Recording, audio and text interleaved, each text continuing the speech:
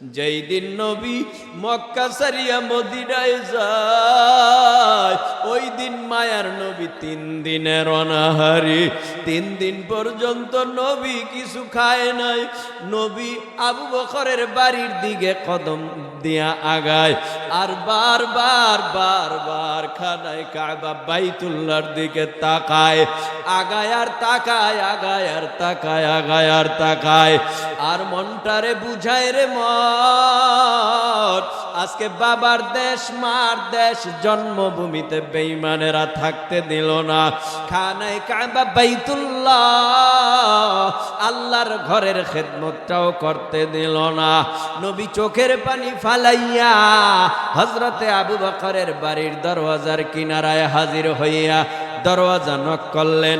কেমন নবীর আশিক হযরতে আবু বকর দরওয়াজায় টোকা দিছে, দরওয়াজাটা অটোমেটিক খুলে গেল।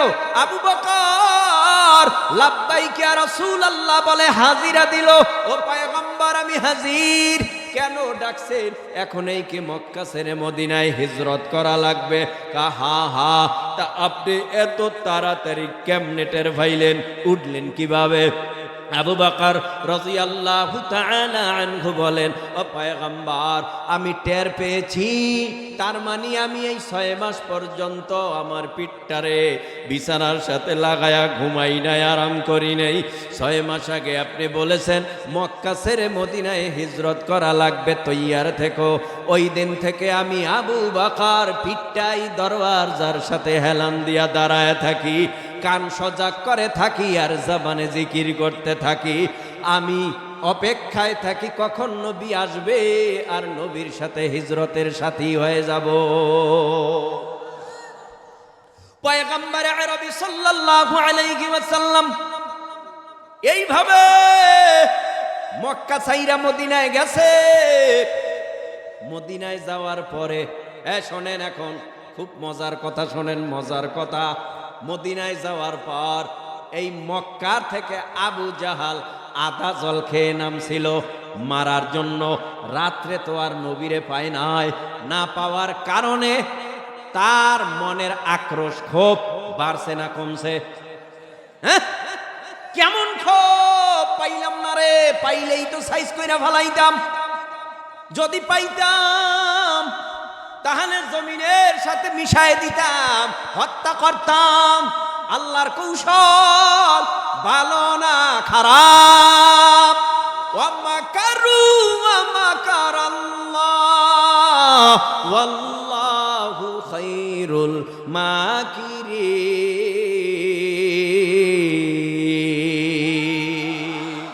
আল্লাহর কৌশলেই উত্তম কৌশল, আল্লাহর কৌশলেই ভালো কৌশল। তো আবু জাহেল কায় মক্কায় গেছো পালাইয়া, মদিনায় গেছো পালাইয়া মক্কা থেকে, ওখানেও শান্তিতে থাকতে পারবা না।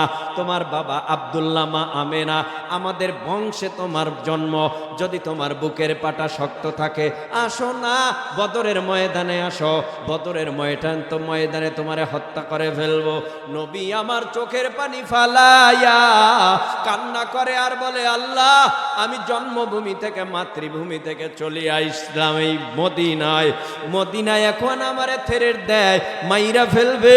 বদরের ময়দানে ডাকে আমি করব কি? আল্লাহ বলেন চিন্তা নাই, আমি আল্লাহ পাক রব্বুল আলামিন নিজে, আমি আল্লাহ ট্রেনিং প্রাপ্ত সেনাবাহিনী আসমানে ফেরেশতা রাইখা দিলাম। আপনি বদরের মাঠে যান, যখন এই সেনাবাহিনী দরকার হবে তখনই আমি আল্লাহ প্রয়োগ করব। বেঈমানরা কত বলতে পারবেন? বলেন 1000+ বেঈমানরা বদরের মাঠে। কত কষ্ট হইতেছে? 1000+ বেঈমানরা বদরের মাঠে। অন্যদিকে মুসলমানের সংখ্যা মাত্র 313। যুদ্ধ হয়েছে রমজান মাসের 17ই রমজান। একটু মোহাব্বতে শোনেন, মুসলমান খুব শক্তিশালী। বলেন না, তাহলে কি কয়? দুর্বল। সকালে খাইলে দুপুরে নাই, দুপুরে খাইলে বিকালে নাই, আবার 3 দিনে কোনো খানা নাই। কারণটা কি? কয় খানা নাই। তার মানে রোজা রাখে সারাদিন, ইবাদত করে সারা রাত, কিন্তু মুসলমানের শক্তি তো বাহুর মধ্যে না থাকলেও অন্তরে ইমানের শক্তি আছে না নাই? ইমানের শক্তি হলো বড় শক্তি। ভাই, আমরাও যদি বেঈমানের সামনে, ট্যাঙের সামনে, বুলেটের সামনে, আমরাও যদি গুলির সামনে দাঁড়ায় যাই আর যদি স্লোগান দেই আল্লাহু আকবার, আল্লাহু আকবার, আল্লাহু আকবার, কসম আল্লাহর, 2টা মরবে, 3টা মরবে, 5টা মরবে, হয়তোবা শতে শতে মরতে পারে। যদি আল্লাহ পাকের বান্দা ইমানটা মজবুত করিয়া মরণের জন্য যদি দাঁড়াইয়া যাও, 2-4টা মরতে পারে, শহীদ হতে পারে, কিন্তু বেঈমানরা সামনে আগাইতে পারবে না। মুসলমানের বিজয় নিশ্চিত হয়ে যাবে, কারণ মুসলমান বাঁচলে গাজী, মরলে শহীদ হয়ে যায়, ঠিক কিনা? ভয় নাই, ভয় নাই। বদরের মাঠে গেছে, মুসলমানের হাতে 2টা তলোয়ার আর 2টা ঘোড়া, এছাড়া আর কিছু নাই। বেঈমানরা 1000, মুসলমানের সংখ্যা 313। বদরের ময়দানে গেল, নবী আমার আসমানের দিকে তাকাইয়া চোখের পানি ফালাইয়া কান্না করে আর বলে, আল্লাহ তোমার সাহায্য ছাড়া উপায় নাই। আল্লাহ কয়, আমি তো আপনার জন্য বিজয়ের মালা ভাঁজ করে রেখেছি, আপনার গলায় পরাইয়া দেব। আপনি বদরের ময়দানে আসেন এবং দোয়া করতেছেন, আমি আল্লাহ দেখতেছি। ফিরিস্তাও আমি আল্লাহ সেনাবাহিনী সুন্দরভাবে ট্রেনিং প্রাপ্ত রাইখা দিছি। আপনি বদরের মাঠে যান। এবার বদরের ময়দানে মোকাবেলা চলতেছে, যুদ্ধ শুরু হয়ে গেছে। বেঈমানেরা মুসলমানদেরকে মারতেছে, মুসলমানরাও বেঈমানদের উপরে ঝাঁপায় পড়েছে। মুসলমান সংখ্যায় কম, বেঈমানেরা সংখ্যায় বেশি। একটু বলো না ভাই, সংখ্যায় বেশি কম দিয়া যুদ্ধ হয় না। বেঈমানেরা লক্ষ কোটি থাকলেও, মুসলমান সংখ্যায় কম থাকলেও, মুসলমানের ইমানের পাওয়ারে বেঈমানরা আত্মসমর্পণ করতে বাধ্য হয়ে যায়। কইতা মানুষাঙ্গিক কথা, রাগ করবেন? লাশের উপরে লাশ, ডানে লাশ, বামে লাশ, সামনে লাশ, পিছনে লাশ, লাশ লইয়া সামনে আগায়, লাশ লইয়া সামনে আগায়। কি এক জিহাদি মনের তাড়না, ভাবনা ছিল, সামনে আগাইতেছে, লাশ পড়তেছে। আবার অফিসাররা কয় যে এইটা মারি ওটাই মরে, আর বাকিরা যায় না। কথা কয় না কেন? যেইটা মারি ওইটাই মরে, বাকিরা আর যায় না। কি বুঝাইছে? কয় বাকিরা যাওয়ার জন্য আসে নাই, মরার জন্য আসছে। যদি মরার জন্য কেউ তৈরি হয়ে যায়, কোনো বেঈমানেরা মারতে পারে না, বেঈমানের এই পতন হয়ে যায়। তো বদরের মাঠে মুসলমানেরা গেছে মরতে না বাঁচতে গেছে? আরে কথা কয় না কেন? কারণ জানে, তারা জানে, নবীও জানে, সাহাবায়ে কেরাম জানে, বেঈমানরা 1000। তো ওখানে আবার তাদের মোকাবেলা করতে হবে, হাতে তো অস্ত্র নাই, নিশ্চিত মৃত্যু হতে পারে। গেছে বদরের মাঠে নিশ্চিত মৃত্যু নিয়েই, মৃত্যুর ঝুঁকি নিয়ে গিয়েছে। যুদ্ধ তো মৃত্যুর ঝুঁকি নিয়েই হয়। কাপুরুষ যারা, এরা ঘরে পালায় থাকে। কথা কয় না কেন? কাপুরুষরা ঘরে পালিয়ে থাকে। আর যারা যোদ্ধা, যারা যোদ্ধা, এরা ভয় পায় না, গুলি আসবে, মরে যাব, তারপরেও দুশমনের ছাড় দেওয়া হবে না। এই চিন্তা ভাবনা করে সামনে আগাইলেই বিজয়, সামনে আগাইলেই বিজয়। তো বদরের মাঠে গেছে, তো নিশ্চিত মৃত্যু। বেঈমানরাও মারতেছে, মুসলমানরাও মারতেছে, যুদ্ধ। হঠাৎ বেঈমানরা পিছপা হতে বাধ্য হয়েছে, কারণ মুসলমানের হাতে তদানীন্তন সময় অস্ত্র ছিল না, কিন্তু পাওয়ারি ইমানি অস্ত্র ছিল। আল্লাহু আকবার। আপনাদের অস্ত্রটা প্রয়োগ করেন, আপনাদের অস্ত্রটাও প্রয়োগ করেন। আল্লাহু আকবার। হয় না, হয় না, হয় না, হয় না, হয় না। আরো মহাব্বতে উঁচু আওয়াজে আল্লাহু আকবার। এই তাকবীরের আওয়াজ যদি মুসলমানদের কাছে এখনো থাকে, ভাই গোটা দুনিয়ার মধ্যে 250 কোটি মুসলিম, কত 250 কোটি মুসলমান কম নেই। এই জন্যই বলতেছি আলোচনাটা শুনেন, দেখেন না শেষ পর্যন্ত কি বুঝা যাইতে পারে। মুসলমানের সংখ্যা কত? 250 কোটি তদানীন্তন সময়, না 313? মাত্র 313 জন মুসলমান। 14 জন শহীদ হয়ে গেল বদরের মাঠে। কয়জন? 14 জন শহীদ হয়ে গেল। নবী কান্দে, গুনগুন কইরা কান্না করে আর বলে, তাকাইয়া দেখ কত মেহনত কইরা আমি 313 জন মুসলমান বানাইছি, না খাইয়া কত মেহনতের ফসল, কত মানুষ আমারে মারলো, ঘুষা মারলো, রক্ত জড়াইলো, না খাইয়া দিনের দাওয়াত দিয়া এই পর্যন্ত এই 313 জন মুসলমান বানাইলাম। তা নিয়ে আবার বদরের ময়দানে আসলাম, দেখ 14 জন মুসলমান শাহাদাত বরণ করেছে।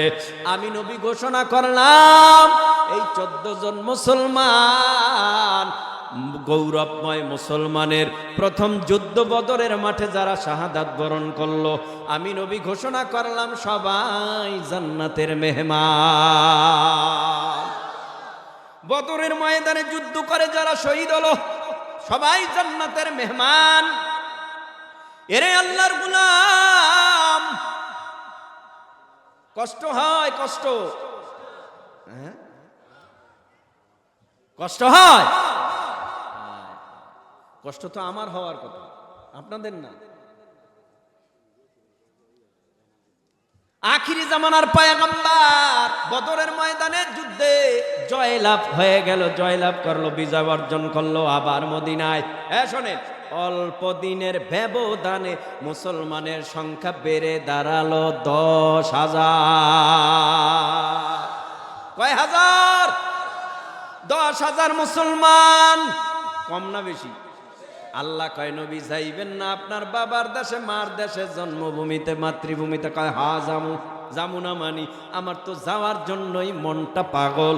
আল্লাহ কয়, এখনই আপনি মক্কা ছাইরা, মদিনা ছাইরা মক্কায় যান। 10,000 কাফেলা, মুসলমানের অনেক বড় কাফেলা, জিকিরে ফিকিরে সামনে আগাইতেছে। যাইতে যাইতে যাইতে যাইতে 10,000 মুসলমানের কাফেলা যখন মদিনার পথ ছাইরা মক্কার পথ ধরলো, বেঈমানদের কানে আওয়াজ যাইতেছে, মুসলমান আসতেছে, মুহাম্মদ আসতেছে 10,000 মুসলমান নিয়া। তোমরা কি বাধা দিবা না ঢুকতে দিবা? যদি বাধা দাও তাহলে আর ঢুকতে পারবে না, আর যদি ঢুকতে দাও তারা আসতে পারলে আর আমাদের কাউকে রাখবে না। এবার বেঈমানেরা কয়, জানো 10,000 মুসলমানের কাফেলায় জীবন দেওয়ার মতো 10,000 সাহাবায়ে কেরাম নবীর সাথে আছে, উমর আছে, আলী আছে, ওসমান, আবু বকর সবাই আছে। কেমনে আমরা বাধা দেব? না না না না, বাধা দেওয়া যাবে না। যদি ঢুকতে চায় বদরের, যদি ঢুকতে চায় মক্কা নগরীতে ঢুকতে দাও, ঢুকে যাক। যদি দেখি নবীর আদর্শ ভালো, ক্ষমা কইরা দেয়, তো নবীর হাতে হাত লাগাইয়া আমরাও কালেমা পড়ে মুসলমান হয়ে যাব। আর যদি দেখি না আমাদের মারে, তখন পালাইয়া যাব, দেশান্তরিত হয়ে যাব। কিন্তু বাধা দিয়া তাদের কাফেলা রাখতে পারবো না। মদিনা থেকে মক্কায় ঢুকছে, কেউ বাধা দিতে পারে নাই। আমার নবী কেমন? নবী যখন ওই মক্কা নগরীতে ঢুইকা মক্কা নগরীর মানুষদেরকে জানায় দেয়, ও সাহাবায়ে কেরাম তোমরা শান্ত থাকো, কারো উপরে আঘাত করবা না, আক্রমণ করবা না। আমি নবী ঘোষণা করলাম, এই জমিনের মধ্যে মক্কায় আমাকে মারতে তো কম মারে নাই, আমার শরীরের রক্ত ঝরাইছে, আমাকে অপমান করেছে, লাঞ্ছিত করেছে, আমাকে জমিন থেকে বিদায় করার জন্য পরিকল্পনা পর্যন্ত করেছে। তোমরা শোনো, এই মক্কা নগরীর মানুষেরা, তোমরা কেউ আমার বাবার আত্মীয়, আমার কেউ দাদার আত্মীয়, তোমরা কেউ আমার চাচার আত্মীয়, আত্মীয় ছাড়া কেউ না। তোমরা কেউ আমার বংশীয় আত্মীয়, তোমরা কেউ আমার নিজের আত্মীয়, তোমরা কেউ আমার বিবি সাহেবার আত্মীয়, তোমরা আত্মীয় ছাড়া কেউ না। তবে আমি নবী এখন প্রতিশোধ নিতে পারি, আমার দলে লোক কম নাই। আমি এখন প্রতিশোধ নেওয়ার জন্য মক্কা নগরীতে আসি নাই, আমি নবী সবাইকেই সাধারণ ক্ষমা করে দিলাম। ক্ষমার আওয়াজ পাইয়া বেঈমানেরা একদল দেশান্তরিত হয় নবীর ভয়ে, উমরের ভয়ে, আবু বকরের ভয়ে, সাহাবায়ে কেরামের ভয়ে। কিছু কিছু বেঈমান দাগি দাগি আসামিরা দেশান্তরিত হয়ে যাওয়ার জন্য পাগল হয়ে গেল। কিন্তু অন্যদিকে একদল হেদায়াত প্রাপ্ত আল্লাহর গোলামেরা, এরা কয় না না, নবী যেহেতু ক্ষমা কইরা দিছে তাহলে আমাদেরকে আর কেউ মারবে না, চল চল নবীর কাছে যাইয়া নবীর পবিত্র হাতে হাত রাইখা আমরাও কালেমা পরে মুসলমান হয়ে যাই। মুসলমানি বুয়াদ গারদান নেহাদান আইনানে খুদ বদসতে খাজাদান গরবাসুরাত আদমি সাবুদে আহমদ বু জাহলহানেক সাবুদে। নবীর হাতে হাত লাগায়া কালেমা পরে মুসলমান হয়ে গেল। অল্প দিনে খুশির খবর, অল্প দিনের ব্যবধানে মুসলমানের সংখ্যা বেড়ে দাঁড়ালো ১.৫ লক্ষ। খুশি হন নাই? খুশি হন নাই? হ্যাঁ, মুসলমানের সংখ্যা বেড়ে দাঁড়ালো কত? ১.৫ লক্ষ মুসলমান। নবী আমার বদরের ময়দানে, হ্যাঁ, নবী আমার আরাফার ময়দানে হাজির। পিছনে কথা বলে ডিস্টার্ব হয় বারবার। বদরের আরাফার ময়দানে নবী আমার হাজির হয়ে গেল। বিদায় হজ, আর হজ করতে পারবে না, এটাই নবীর বিদায় হজ। বিদায় হজের ভাষণ, এইটাই শেষ ভাষণ। আর সাহাবীদের সামনে শেষ ভাষণ দিতে পারবে না। মায়ার নবী বলেন, আল্লাহ যেই দায়িত্ব দিয়ে আমারে দুনিয়ায় পাঠাইছে, এই দায়িত্বটা কি পরিপূর্ণ আদায় হয়েছে? সাহাবায়ে কেরাম বলে, পয়গম্বর আপনার মাধ্যমে দায়িত্ব পরিপূর্ণ আদায় হয়েছে। আল্লাহর নবী ডেকে বলে, তাহলে আমি খুশি হয়ে গেলাম। আল্লাহর দোনো হাতের শাহাদাত আঙ্গুল আসমানের দিকে উঠাইয়া নবী আমার বলে, আল্লাহুম্মা শাহাদ, আল্লাহুম্মা শাহাদ, আল্লাহুম্মা শাহাদ। আল্লাহ আপনি সাক্ষী থাকেন। লক্ষাধিক সাহাবায়ে কেরাম বলতেছে, আমাকে যেই দায়িত্ব দিবেন, দায়িত্ব নাকি তারা বুঝে পেয়েছে। ও আল্লাহ, আপনি আমাকে মাফ করেন, কবুল করেন। হঠাৎ জিবরাইল আমিন আসছে, আয়েশা নবীরে জানায় দেয়, আল-ইয়াউমা আকমালতু লাকুম দীনাকুম ওয়া আতমামতু আলাইকুম নি'মাতি ওয়া রাদিতু লাকুমুল ইসলাম দীনা।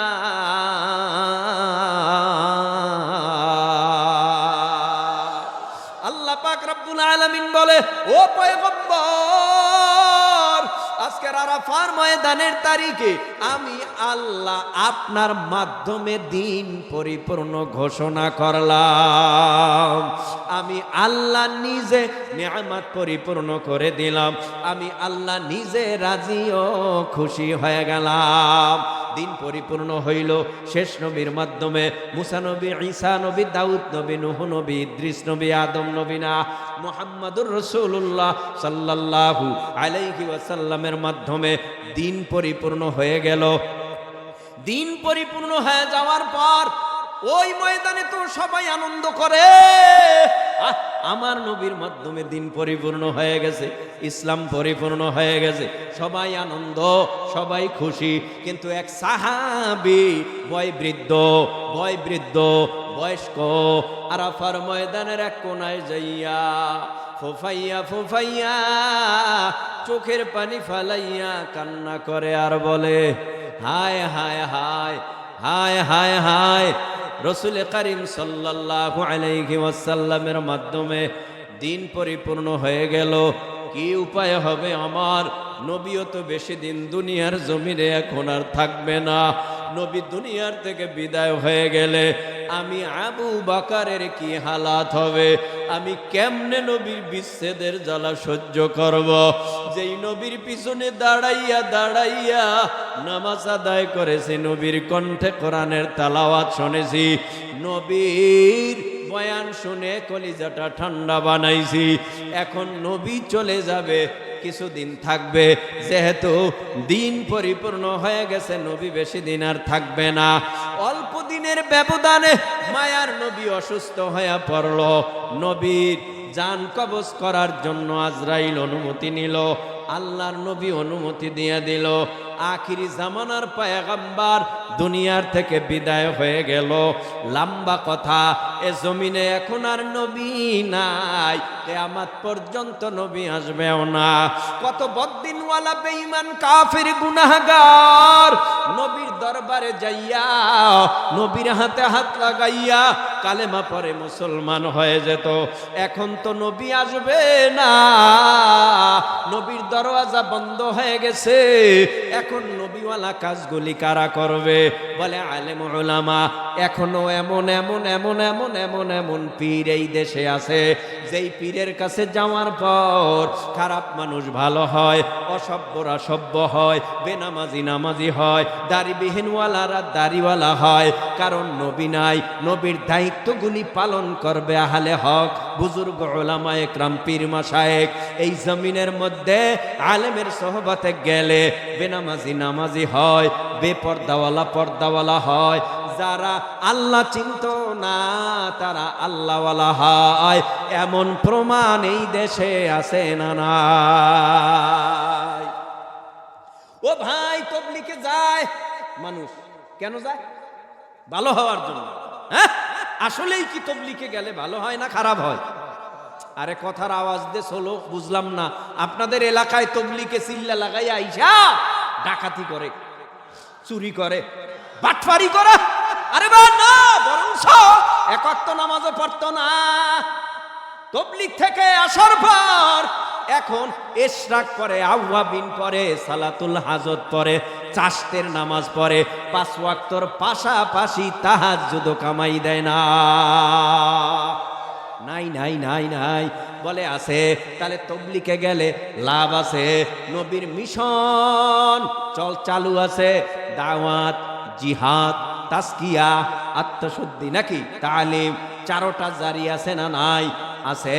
এই মাদ্রাসায় কোরআনের তালিম দেওয়া হয়। বলো না ভাই, মাদ্রাসা না থাকলে আলেম থাকবে, ইমাম থাকবে, কথা কয় না, বক্তা থাকবে, আহলে হক পীর মাশায়েখ থাকবে।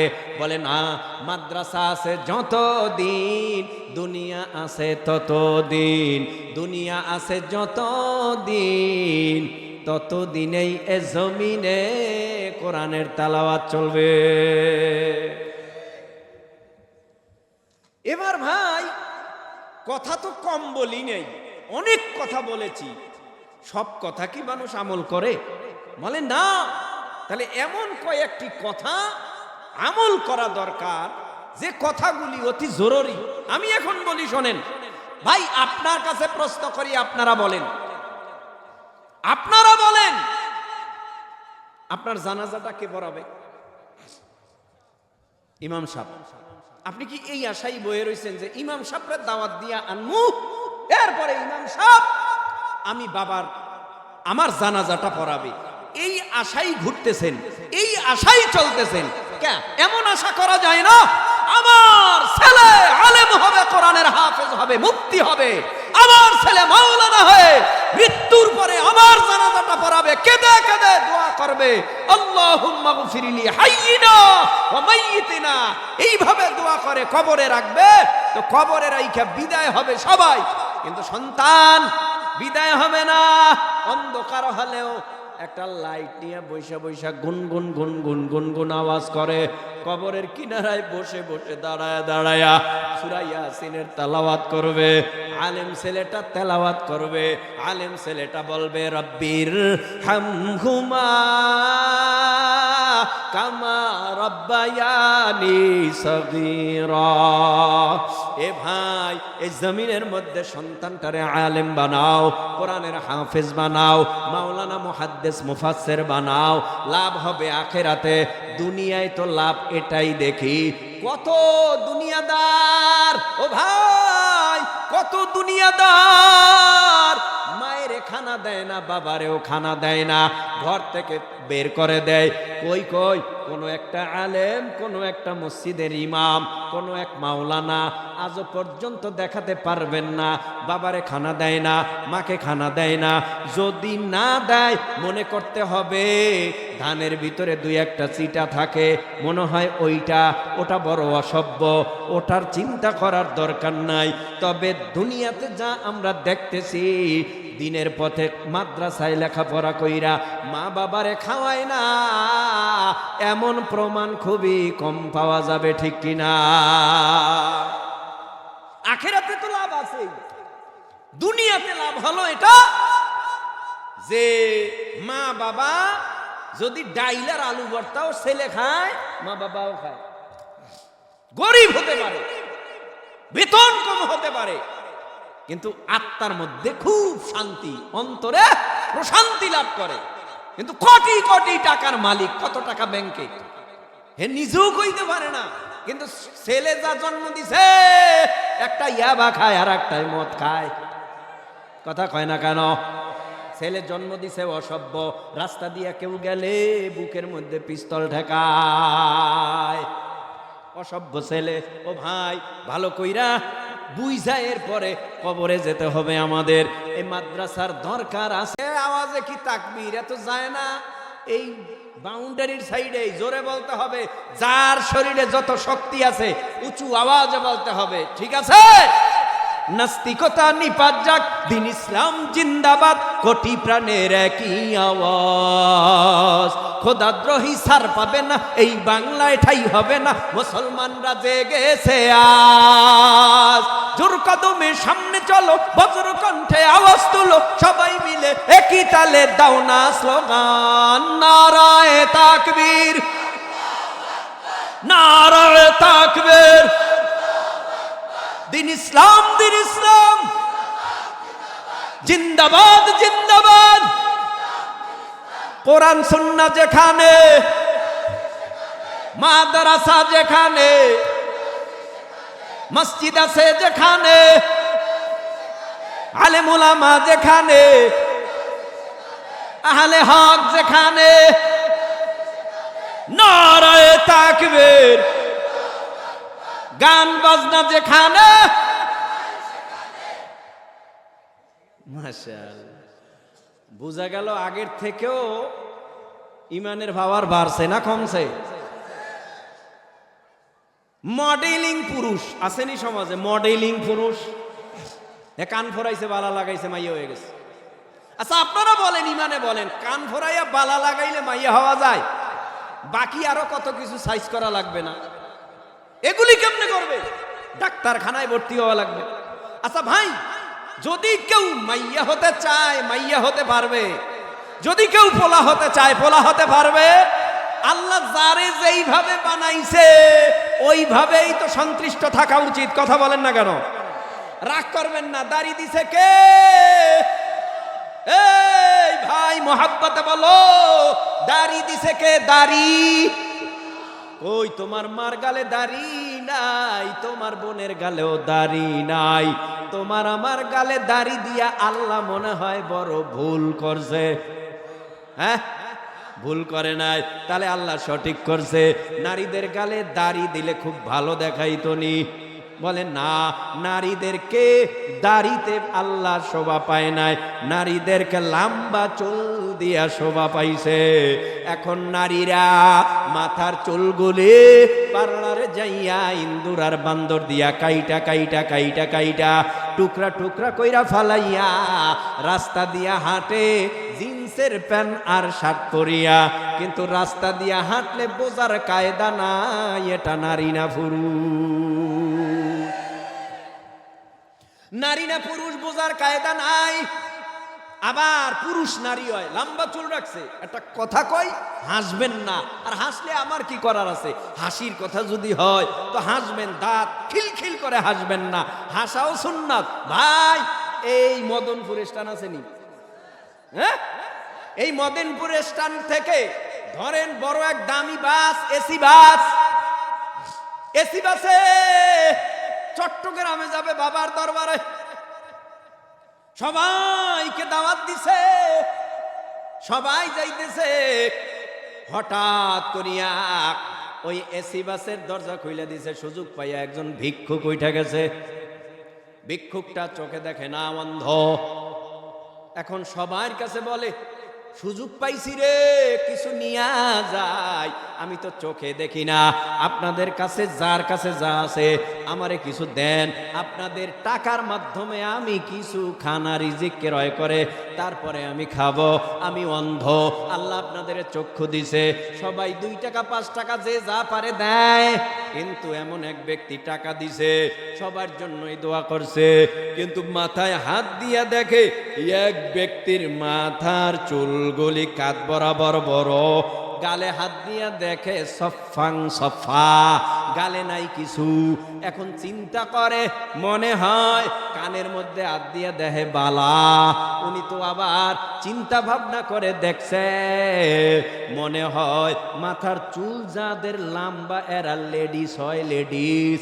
কানে যারা বালা পরে এদেরকেও লেডিস কয়, গালের মধ্যে যারা দাড়ি রাখে না এরাও তো লেডিস, মহিলা। কি করব, পুরুষটা লম্বা চুল রাইখা, গালের দাড়ি ফারাইয়া, কানের মধ্যে বালা পইরা, হাতের মধ্যে চুড়ি লাগাইয়া বাবার দরবারে যাইতেছে। ভিক্ষুক এবার খাস দোয়া করে মাথায় হাত দিয়া, সবার জন্য আলাদা দোয়া করলাম, ও আল্লাহ এই দানবীর মহিলার জন্য আলাদা দোয়া কইরা দেই আল্লাহ। কি দোয়া করব, এই ম্যাডামের গর্ভে একটা নেককার বাচ্চা দিয়া দিও।